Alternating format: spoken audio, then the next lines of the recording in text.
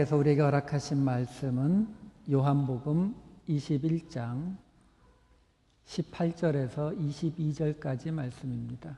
요한복음의 맨 끝부분입니다. 요한복음 21장 18절에서 22절까지 말씀 봉독해 드리도록 하겠습니다. 내가 진정으로 진정으로 네게 말한다. 내가 젊어서는 스스로 띠를 띠고 내가 가고 싶은 곳을 다녔으나 내가 늙어서는 남들이 내 팔을 벌릴 것이고 너를 묶어서 내가 바라지 않는 곳으로 너를 끌고 갈 것이다. 예수께서 이렇게 말씀하신 것은 베드로가 어떤 죽음으로 하나님께 영광을 돌릴 것인가를 암시하신 것이다. 예수께서 이 말씀을 하시고 나서 베드로에게 나를 따라라 하고 말씀하셨다. 베드로가 돌아다 보니 예수께서 사랑하시던 제자가 따라오고 있었다. 이 제자는 마지막 만찬 때에 예수의 가슴에 기대어서 주님을 넘겨줄 자가 누구입니까? 하고 물었던 사람이다. 베드로가 이 제자를 보고서 예수께 물었다. 주님, 이 사람은 어떻게 되겠습니까? 예수께서 말씀하셨다. 내가 올 때까지 그가 살아있기를 내가 바란다고 한들 그것이 너와 무슨 상관이 있느냐? 너는 나를 따라라. 아멘. 안녕하세요. 한동안은 여기 다시 설 일이 없을 거라고 생각했는데 다시 올라왔습니다. 제가 전에 이 자리에서 예수를 믿는다는 것이 정확히 무엇을 뜻하는지를 한번 말씀을 전한 적이 있는데 당연히 기억 안 나시겠죠? 예수를 믿는다는 것은 우리가 죄인이라는 것을 인정하는 것이다 라는 말씀을 전해드렸었습니다. 오늘은 거기에 이어지는 말씀으로 드리기를 원해요. 예수를 믿는다는 것은 또 어떤 의미가 있을까? 제가 자꾸 이런 설교를 여러분들에게 드리는 까닭은 우리가 교회 생활이 너무 익숙해졌어요. 너무 익숙해지고 교회에서 하는 이야기들도 이제 너무 많이 듣다 보니까 이제 별 감동도 없고 그냥 항상 하는 이야기겠거니 이렇게 그냥 넘어가요. 그런데 사실 예수를 믿는다라고 하는 이런 것들은 우리가 정말 아무리 자세히 살펴봐도 그 중요성이 전혀 모자라지 않는다는 거죠. 왜? 이 부분이 잘못되면 우리가 이렇게 교회에 나와서 예배드리고 믿음 생활을 한다고 하는 이 모든 자체가 사실은 공중에 붕 떠버리는 거거든요. 그래서 저는 오늘 이 본문 말씀에서 예수님께서 이야기하시는 그 말씀과 함께 예수를 믿는다고 하는 것이 정말 우리가 어떻게 받아들여야 될 것인가라는 것을 다시 한번 생각해 보기를 원해요. 우리는 예수를 믿고 구원을 받았습니다라고 고백하고 있는 사람들이죠. 이 자리에 계신 여러분들은 저를 포함해서 다 그렇게 그 고백을 하실 거예요. 그러면 정말 나는 예수를 믿고 구원을 받았는가? 이 단순한 것으로 돌아가서 한번 우리 본질적인 우리의 믿음을 다시 한번 점검해 보자는 겁니다. 요즘 예수를 믿고 구원을 받았다라는 말이 너무 가벼워요. 너무 쉬워요. 그냥 나 예수 믿었습니다라고 말하면 그걸로 그냥 구원 받았다라고 그냥 넘어가 버려요. 물론 맞아요. 로마서 10장 10절 말씀에 이렇게 나옵니다. 마음으로 믿어 의에 이르고 입으로 고백해서 구원에 이른다. 이렇게 나와요. 입으로 고백해서 구원에 이른다는 그 말씀이 맞아요. 맞는데 우리가 이 말씀을 너무 가볍게 대하고 있다라는 거예요. 우리가 입으로 고백한다라고 하는 것이 우리가 나는 예수를 믿습니다라는 말 한마디 하면 그냥 구원받는다라는 의미는 아니잖아요. 어떤 사람이 그냥 나 예수 믿어요 라고 말하면 그냥 구원 받습니까? 아니요. 구원은 전적으로 하나님께 달린 거예요. 우리가요, 만약에 100불짜리 지폐를 하나 들고 저 바깥에 나가서 지나가는 사람을 붙잡고 혹시 예수 믿으세요? 안 믿는데요? 그러면 지금 제가 하는 한 두세 마디를 따라 하시면 100불 드릴게 해보실래요? 그러면 그 사람이 따라 할까요? 안 할까요? 전 따라 한다는데 제 돈 일부를 걸겠습니다. 그런 걸 얘기하는 건 아니잖아요. 우리가 예수를 믿는다라는 그 고백이 그냥 주문처럼 어떤 구절을 그냥 따라하면 그냥 그걸로 예수를 믿고 구원을 받게 된다라고 하는 그런 건 아니에요. 수리수리 마수리 열려라 참깨 이런 거 아니라는 거죠. 그렇다면 진정 우리가 예수를 마음으로 믿고 그리고 입으로 시인해서 구원에 이른다는 이 말은 더 정확하게 우리에게 어떤 것을 요구하는 것이냐라는 거예요. 고린도전서 12장 3절 말씀을 보겠습니다. 고린도전서 12장 3절에 보면 어떤 말씀이 나오냐면 성령으로 말미암지 않고는 예수를 주님이라고 말할 수 없습니다 라고 이야기해요. 자, 이 말을 한번 우리 깊이 생각해 보자고요. 로마서 10장 말씀과 똑같습니다. 우리가 입으로 주님을 고백해야 된다라는 건 똑같아요. 그런데 성령으로 말미암지 않고는 안 된다라고 이야기하고 있는 거예요. 그렇다면 우리가 여기서 한번 의문을 가져야 돼요. 예수 믿는다는 게, 예수 믿어서 구원을 받는다는 게 그냥 어떤 구절을 암송하면 되는 거라면 거기에 성령의 능력이 왜 필요하느냐라는 거죠. 그냥 한번 보고 잘 외워서 이야기하면 되잖아요. 마음으로 진심으로 해야 되니까 그럼 정신 집중하고, 그죠? 목욕 한번 하고 그렇게 하고 외우면 될 거 아닙니까? 그게 아니라는 거예요. 성령으로 말미암지 않고는 우리가 예수를 주로 고백할 수 없다라는 그 말 속에는 어떤 말이 들어가 있냐면 우리 스스로의 능력으로 예수를 주로 고백할 수 없다라는 말이 들어가 있는 거예요. 우리 스스로의 능력으로 안 되니까 성령의 능력이 필요한 거죠. 그러면 도대체 예수를 주로 고백한다는 게 도대체 뭐길래 우리 힘으로 안 되냐라는 거예요. 예수를 주로 고백하는 거예요.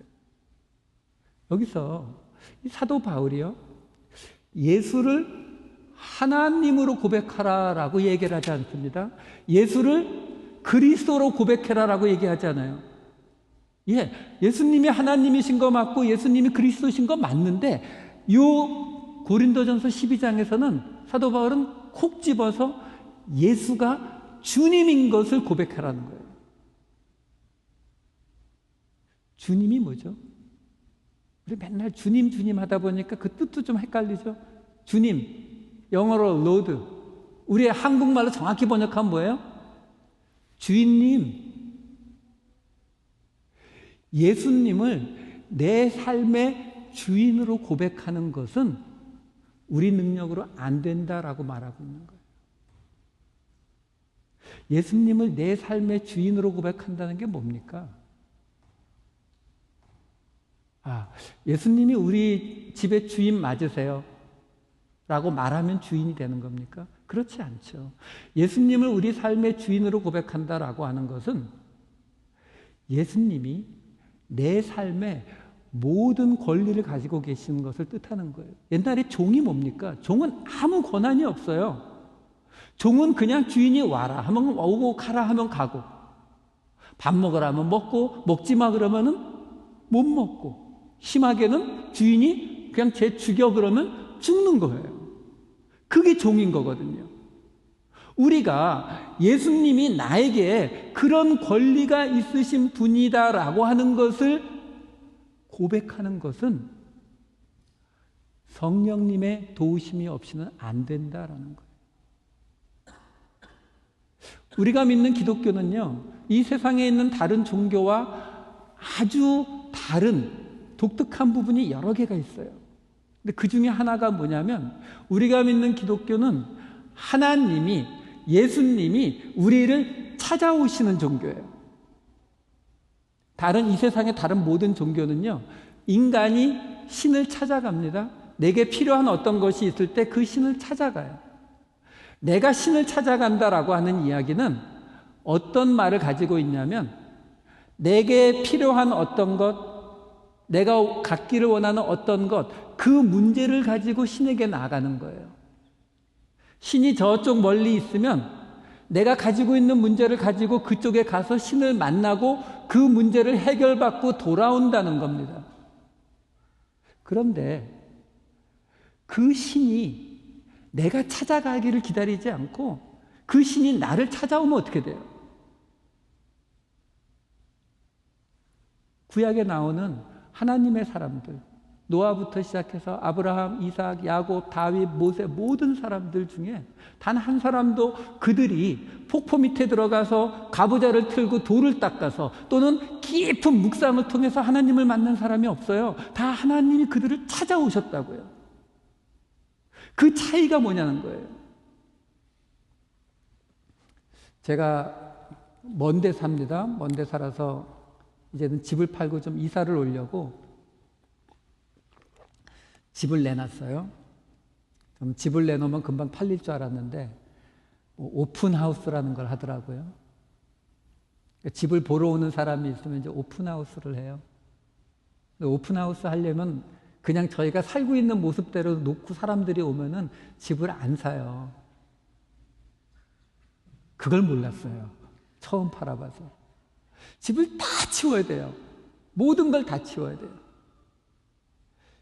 제 방 책상 위가 거의 홈레스 수준인데 그걸 다 치워야 되는 거예요. 부엌에 있는 그릇 하나하나를 다 치워야 돼요. 화장실에 있는 칫솔 치약까지 다 치워야 돼요. 그렇게 하고 바이어가 오기를 기다리는 거거든요. 그리고 바이어가 왔다 가면은 집에 가서 어떻게 해야 돼요? 다시 꺼내야죠. 밥 먹고 살아야 되잖아요. 그거를 지금 몇 번 했더니 힘들어 죽겠어요. 근데 여러분, 사람이 신을 찾아가는 거는 마치 이 오픈하우스 같은 거예요. 내가 그 신 앞에 나아가기 때문에 내게 필요한 것들 다 치워요. 어디가 있어요? 크로셋 문 안에 그냥 이렇게 쌓아놓고 그냥 서랍 안에 무조건 다 쑤셔 박아놓고 그러게요. 하지만 그냥 겉으로 그렇게 보여주면 돼요. 내가 그 신 앞에 나갔을 때 그 신에게 이게 내 모습인데요. 나 지금 도움이 필요합니다. 이거 보여줄 수 있으면 돼요. 그런데 만약에 바이어가 예약을 안 하고 밤 12시든지 새벽 2시든지 난 아무 때나 찾아가서 보겠습니다라고 하면 어떻게 됩니까? 그러면 못 살 것 같아요. 그냥 그 깨끗한 상태로 둬야 되는데 밥도 먹어야 되잖아요. 그러면 뭔가 꺼내야 되는데. 여러분, 하나님이 우리를 찾아오신다라는 건 이런 거예요. 하나님이 우리를 찾아오신다라는 그 의미는 우리의 삶의 그 어떤 부분이든지 하나님이 아무 때나 오셔서 방문 열어보고 크로셋 열어보실 거라는 거예요. 우리가 하나님이 우리를 찾아오시는 그러한 신을 믿고 있어요. 그렇기 때문에 하나님이 우리에게 요구하시는 것은 우리 삶의 전체를 요구하십니다. 우리 삶에 저기 문 닫아놓은 곳은 안 보기로 하는 이런 거 없어요. 모두 다 요구하시는 거예요. 그것을 우리는 하나님의 종, 하나님은 우리의 주인이라고 고백하는 거예요. 왜? 주인이시니까 아무 때나 들어와서 보시는 거예요. 아무 때나 들어와서 열어보시고 너 이거 왜 이러니? 바꿔라 라고 얘기하신다고요.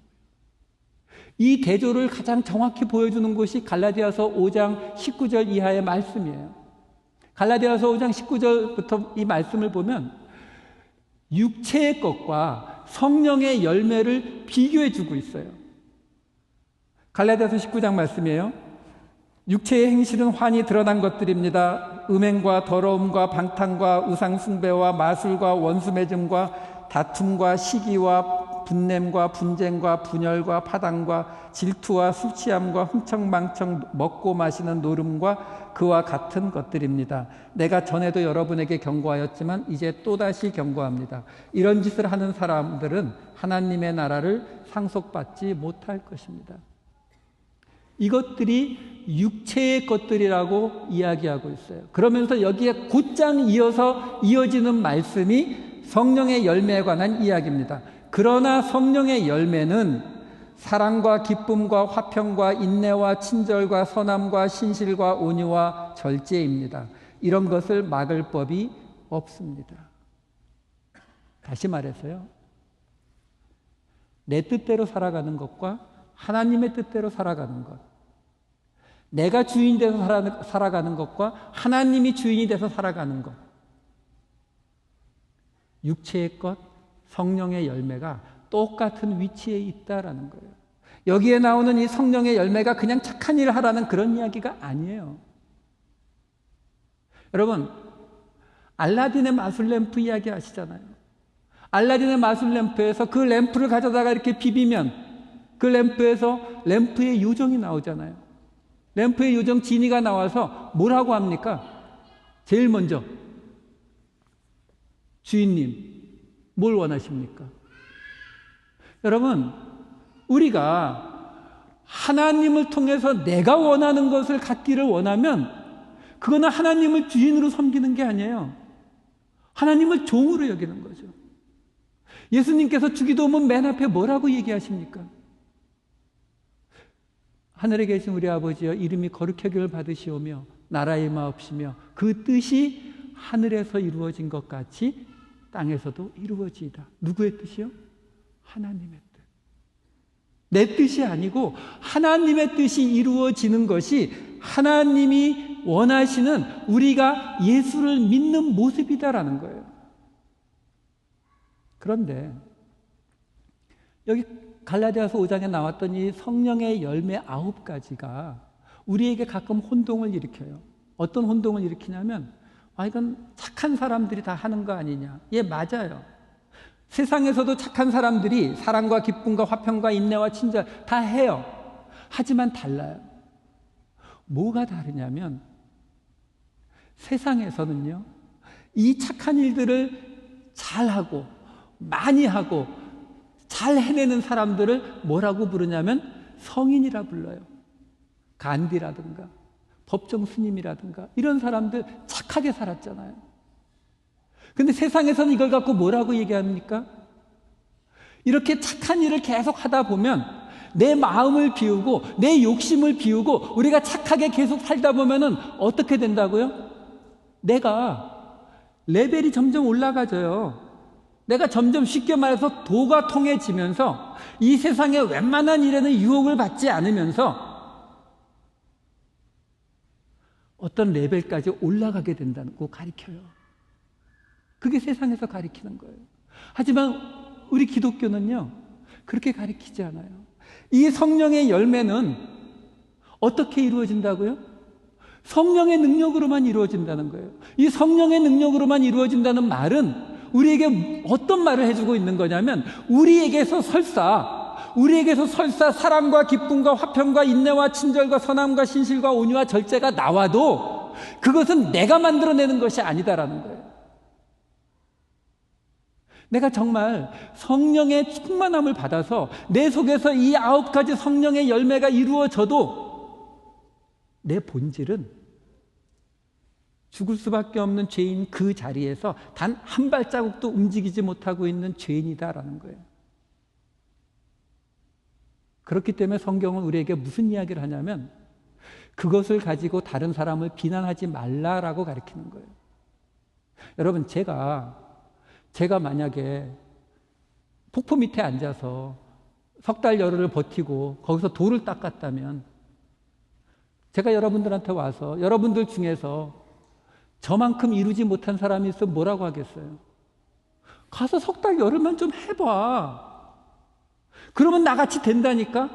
왜 안 하는 거야? 당신 게을러서 그렇지, 당신 나빠서 그렇지, 이게 따라오게 되어 있다고요.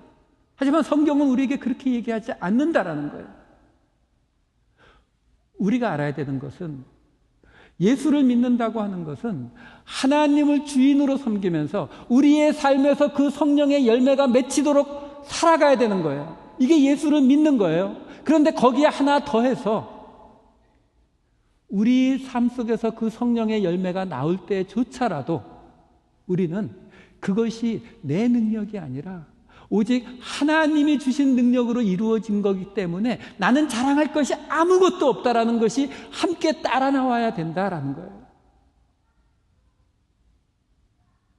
오늘 본문은 예수님께서 베드로에게 3번에 걸쳐서 내가 나를 사랑하느냐를 물으시고 나서 내 양을 먹이라라는 그 명령을 하세요.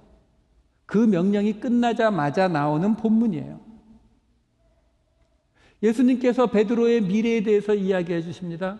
내가 젊어서는 내가 가기를 원하는 곳으로 갔었지만 이제 늙어서는 남들이 너를 그냥 묶어서 끌고 다닐 것이다 라고 이야기해요. 그러면서 그 설명까지 친절하게 붙여주십니다.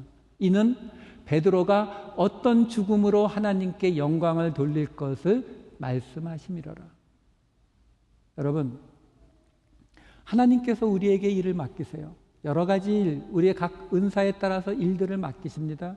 그 일들을 맡기시는데 여러분, 제가 우리 이 청년부원들한테 무슨 일을 시킬 때 어떻게 시켜야 되는지 아세요? 요거 좀 도와줄래? 그러고 그 다음에 따라가는 말이 있죠. 그거 도와주면 내가 커피 한 잔 사줄게. 이게 세상 방식이에요, 여러분. 내게 힘든 어떤 일을 시킬 때에는 당연히 그 뒤에 따라 나와야 되는 말은 그거에 대한 보상을 이야기해 줘야 돼요. 그래야 우리가 따라갈 거 아니겠습니까?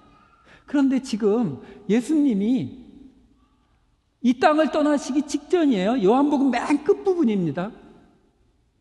베드로에게 내 양을 먹이라 라고 부탁을 해놓으시고는 그 다음에 하시는 얘기가 뭐냐면 베드로가 어떻게 죽을지를 얘기하고 계시는 거예요. 여러분, 이게 성경이에요. 하나님은요, 우리가 하나님의 일을 잘 감당하면 이 땅에서의 큰 복을 주시고 이 땅에서 어떤 보상을 받게 해주시겠다 약속하지 않으세요. 도리어 뭘 약속하고 계시냐면 어떻게 죽을 것을 얘기하신다고요.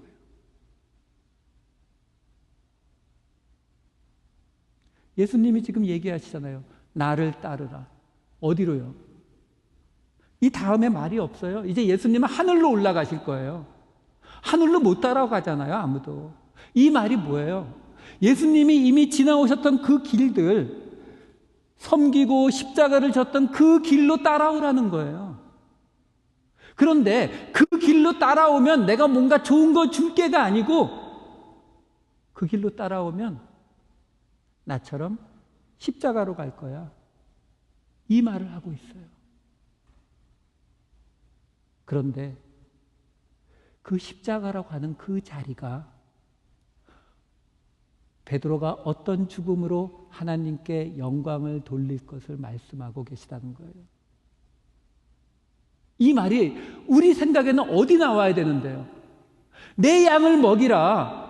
내 양을 먹이라. 그러면 베드로가 이것을 통해서 하나님께 영광을 돌린다라고 나오는 게 우리 생각이잖아요. 우리는 교회에 이렇게 모여서 이 교회가 500명, 1000명, 2000명이 되고 큰 건물을 지으면 하나님께 영광을 돌릴 거라고 생각하잖아요. 내가 하나님을 믿으면서 큰 부자가 되면 하나님께 영광을 돌릴 것이고 내가 하나님을 믿으면서 내 아들이 하버드를 가면 하나님께 영광을 돌리는 것이 될 것이라고 생각하잖아요. 근데 지금 내 양을 먹이라 라고 말씀하신 그 예수님께서 하나님께 영광을 돌리는 길은 그게 아니고 그거는 하나님께서 시키신 일인데 베드로의 그 십자가의 죽음을 통해서 하나님이 영광을 받으시겠다라고 말씀하신다. 이렇기 때문에 이 예수를 믿는다는 것, 이 예수를 믿고 구원을 받는다는 것은 성령의 능력이 없이는 우리는 그 자리에 따라갈 수가 없다라는 거예요. 어떻게 따라가요? 하나님의 일을 열심히 따라가면 십자가에 못 박혀 죽는다는데요. 우리는 영화를 보면, 드라마를 보면 그 속에서 주인공들은 항상 어때요? 처음에는 고난을 받고 고통을 받고 억울함을 당하지만 그 뒤에는 그 모든 것을 다 보상받을 정도로 그의 의로움이 밝혀지고 그가 옳았다고 하는 것이 밝혀지면서 영화는 끝나잖아요. 근데 하나님의 영화는 안 그렇다는 거예요. 여러분 한번 생각해 보세요. 예수님이 십자가에 못 박히시는 그 자리에 제자들 있었을 거예요. 사도 요한은 바로 십자가 밑에 있었다고 성경이 기록하고 있지만 마태, 마가, 누가복음에서도 그 십자가의 모습들을 기록하고 있는 것들을 보면 제자들이 어딘가 근처에 계속 그것을 보고 있었을 것이라고요. 여러분, 그 제자들이 어떤 제자들입니까? 예수님을 3년 동안 쫓아다니면서 바다를 잔잔케 하고 바람을 멈추고 죽은 자를 살리고 5,000명을 먹이고 이 엄청난 기적을 봤던 그 제자들이잖아요. 저라면 그랬을 것 같아요. 마지막 그 순간까지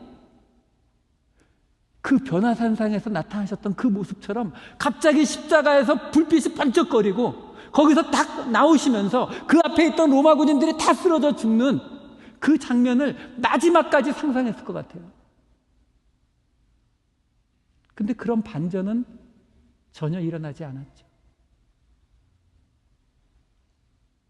이 말씀을 준비하면서 그 장면을 한번 상상해 봤어요. 성경은 예수님께서 돌아가신 그 장면에서 끝나요. 그런데 예수님은 돌아가셨고 십자가 위에 그대로 매달려 있어요. 일을 마친 로마 군병들은 하루의 일을 마쳤으니까 아마 서로 농담하면서 웃으면서 그 골고다를 내려가고 있었을 거예요. 예수님의 어머니 마리아를 부축해서 그 골고다를 내려오는 사도 요한의 마음이 어땠을까? 제 생각에는 수십 번 뒤돌아봤을 것 같아요. 혹시 다시 일어나지 않나? 혹시 무슨 일이 벌어지는 거 아닌가? 그런데 아무 일도 벌어지지 않죠. 그 절망의 자리, 그 좌절의 자리, 그 자리로 예수님이 우리를 부르시는 거예요. 나를 따르라. 베드로는 그 말에 아무 대답을 하지 않습니다. 아마 어쩌면 그 정도의 죽음, 십자가에 못 박히는 죽음 정도는 이미 각오한 수준이 되었을지 모르겠어요. 그런데 그 베드로를 괴롭히는 게 아직 한 가지 더 남아 있었습니다. 사도 요한이었어요.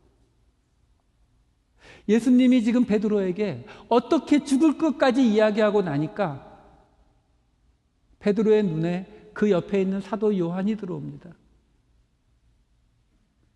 예수님, 사도 요한은 어떻게 되나요?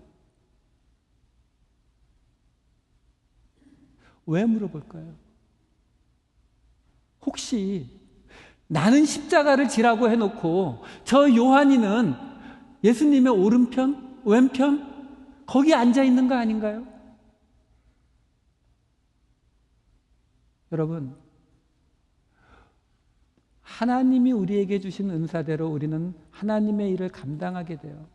하지만 그 하나님의 일을 감당하면서도 우리가 가져야 되는 것은 그 하나님의 일을 감당하는 것이, 우리의 삶에서 성령의 열매가 나오는 것이 우리의 본질을 조금도 바꾸지 못한다는 것을 인정해야 되는 거예요. 이걸 인정하지 못하면 요한은요? 라는 질문이 나오게 되어 있어요. 예수님께서 이렇게 대답하십니다. 내가 무슨 상관이냐? 너는 나를 따라라. 예수님을 따라가기 위해서 우리가 가져야 되는 또 한 가지는, 우리가 이해되지 않아도 어떤 사람에게는 왜 다윗의 역할을 맡기고 어떤 사람에게는 모세의 역할을 맡기는데 왜 나는 이 구석에서 그냥 죽어가는 역할을 맡아야 합니까? 이게 아니라, 그럼에도 불구하고 하나님께서 예비하시고 하나님께서 준비하신 하나님의 계획이 내 삶에서 이루어지는 것만이 가장 나은 것이라고 하는 것을 인정하고 따라가는 것, 이걸 예수를 믿는다라고 하는 거예요. 우리가 성령 하나님을 통해서 가야 되는 자리가 바로 그 자리예요. 성령 하나님이 우리에게 오시면 우리가 가야 되는 자리, 우리가 이루어야 되는 자리가 하나님을 온전히 우리의 주님으로 섬기면서 우리의 삶에 부족하고 어렵고 힘든 그 어떤 것이 일어난다 할지라도 하나님께서 나를 향해 갖고 계신 그 계획이 나에게 가장 좋은 것, 모든 것이 합력해서 선을 이룬다고 하는 것을 믿고 따라가는 것, 이것이 예수를 믿는 것이고 이것이 예수를 믿고 구원의 길로 가는 자리다라는 것입니다. 그럴 때에 예수님께서 오늘 우리에게 하시는 말씀, 나를 따르라, 이 말씀을 우리는 아멘으로 받을 수 있을 것입니다. 하나님께서 우리 사랑하는 파사데나 장로교회 여러분들과 우리가 사랑하는 그 모든 가족들에게 이 은혜를 주시기를 우리 주 예수 그리스도의 이름으로 축원합니다. 기도하시겠습니다. 사랑의 많으신 아버지 하나님, 저희들 예수를 믿는다고 하면서도 내 뜻이 이루어지기만을 바라고 하나님을 주인으로 섬긴다고 하면서도 도리어 하나님을 내 종으로 만들려고 했던 저희들임을 고백합니다. 하나님, 저희들을 통해 이제는 이 땅에 우리 파사데나 장로교회, 저희들의 가정에 오직 하나님의 뜻만 이루어지게 하여 주시옵소서. 그 길이 십자가로 가는 길일지라도, 그 길이 고난과 어려움만이 있는 길일지라도 그것이 하나님께서 내게 주시는 가장 좋은 길임을 믿음으로 고백하고 나아가는 우리가 되게 하여 주시옵소서. 주님과 함께, 주님을 따라감으로 주님과 함께 동행하는 우리가 되게 하여 주시옵소서. 감사드렸고 이 모든 말씀 우리 주 예수 그리스도의 이름으로 기도드렸사옵나이다. 아멘.